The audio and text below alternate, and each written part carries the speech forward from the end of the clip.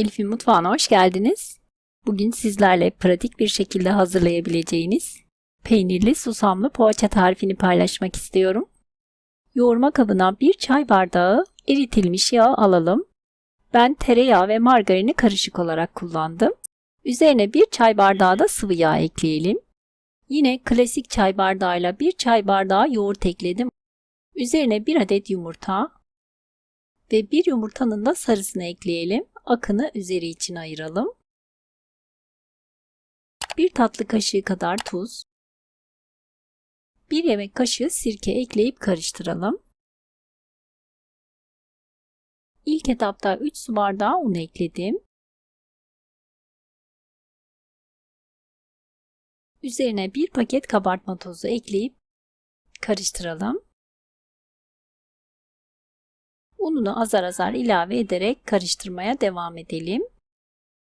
Hamur toparlandığında ununu azar azar ilave ederek elimizle yoğuralım. Ben toplamda 4 su bardağı artı 1 yemek kaşığı un ekledim.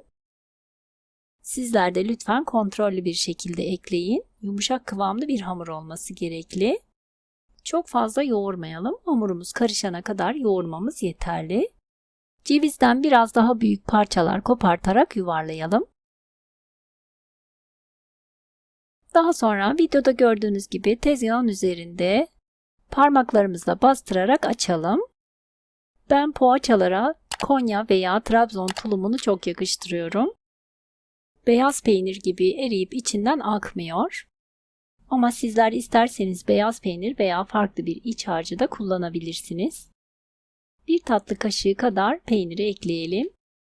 Videoda gördüğünüz gibi hamurumuzu kare şeklinde katlayalım ve üzerine hafifçe bastırarak kare şekli verelim. Tüm poğaçalarımızın şeklini verip hazırlayalım. Daha sonra hazırladığımız poğaçaları videoda gördüğünüz gibi 4 tarafına önce yumurta akına, daha sonra kavrulmuş esmer susama bulayalım ve yağlı kağıt serilmiş tepsimize yerleştirelim. Bu aşamada ben üzerine sürmeyi unuttum. Kalan yumurta akından fırçayla orta kısımlarına da yumurta akı sürelim ki poğaçamız daha da güzel kızarsın ve parlak parlak olsun. Daha sonra 175-180 derecelik ısınmış fırında üzeri kızarana kadar yaklaşık yarım saat pişmeye bırakalım.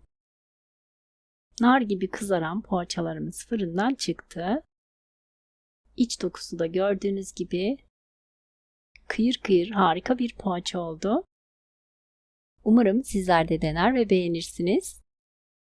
Videomu buraya kadar izleyip beğendiyseniz beğeni, yorum ve paylaşımlarınızla bana destek olabilir.